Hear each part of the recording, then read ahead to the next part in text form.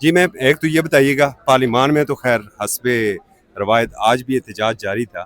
یہ جو 8 فروری کا تھا سوابی میں تو ہوا، آپ نے کیا کیا؟ سوابی میں 8 فروری کو پورے سوابی میں کے پی کے سے لوگ اکٹھے ہوئے اور یا نارتھ پنجاب سے لوگ اکٹھے ہوئے جو میرے لیڈر صاحب کا حکم تھا. یوم سیاہ اس دن منا رہے تھے جو ہمارے الیکشن کے اوپر ڈاکہ ڈالا گیا تھا. پورے پاکستان کے الیکشن کو جو ہے وہ 17 سٹیوں والی جماعت کو فارم 47 کے ذریعے دے دیا گیا تھا. باقی لاہور والوں نے کوشش کی اپر پنجاب نے کہ ان کو جلسہ کرنے دیا جائے، جلسہ نہیں کرنے دیا گیا، لیکن وہاں پہ سب لوگ اپنے اسٹرول مینڈیٹ کے لیے نکلے. ساؤتھ پنجاب میں بھی ایسا ہوا. ساؤتھ پنجاب میں میری اپنی ڈیرہ غازی خان میں ریلی تھی. ملتان کے اندر رونا باز بپی جو ہمارے ریجنل پریزیڈنٹ ہے ان کی تھی. جو ہمارے علاقوں کے جتنے بھی MNAs MPs تھے سب نے اپنی جگہ پہ کوشش کی. جہاں پہ پورے پنجاب میں ہمارے مینڈیٹ کے اوپر ڈاکہ ڈالا گیا تھا ہم نے اپنے علاقوں میں بلکہ میں تو شاباش بھی دیتی ہوں.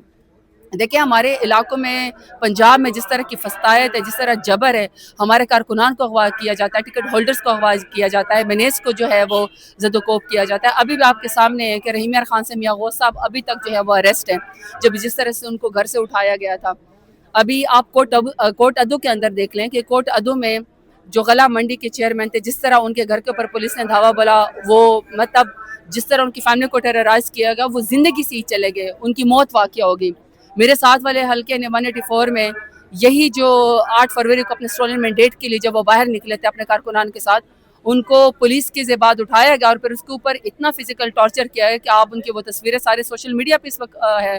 لیکن اس کے باوجود بھی پورے پاکستان کو، اچھا بلوچستان کے اندر بھی ہوا، سندھ کے اندر بھی ہوا، آزاد کشمیر کے اندر بھی ہوا، ہر جگہ پہ لوگ یعنی جو نکلے یہ ہیں. کہہ رہے تھے کہ 26 نومبر کے بعد اب لوگ نہیں نکلیں گے، ان کو جواب مل گیا. جواب مل گیا. ہاں ان کو جواب مل گیا. اب ان کو چاہیے کہ ڈسپلن کی گولی کھا کے صبر کر کے بیٹھ جائیں، کیونکہ ان کو بڑا درد سر اٹھ رہا تھا نا کہ 26 نومبر کے بعد پاکستان تحریک انصاف نہیں اٹھے گی.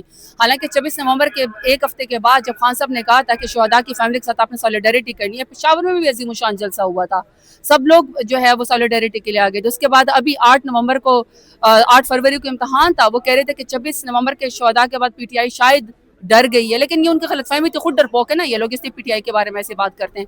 خود جو ہے چونکہ وہ برقع پہن کر کار کی ڈگی میں جاتے ہیں، ڈیلے کرتے ہیں، سے وہ پاکستان تحریک انصاف کا سمجھتے ہیں. پاکستان تحریک انصاف تو جداروں سے بھری ہوئی ہے. پاکستان تحریک انصاف کے ٹائگرز اور ٹائگرز تو بہادروں سے بھری ہوئی ہے. جیسا لیڈر عمران خان بہادر ہے، ان کی بیگم صاحبہ، ان کی بہنیں بہادر ہیں، ویسے سارے کارکنان بہادر ہیں. 8 فروری کو بھی انہوں نے ثابت کیا کہ کس طریقے سے وہ پورے پاکستان کے اندر نکلیں، تو ان کو جواب مل گیا. بالکل صحیح. اور اب دوبارہ نکلنے کا دیکھیں شروعات تو ہو چکی ہے. پاکستان تحریک انصاف کے پاس اسٹریٹ پاور ہے.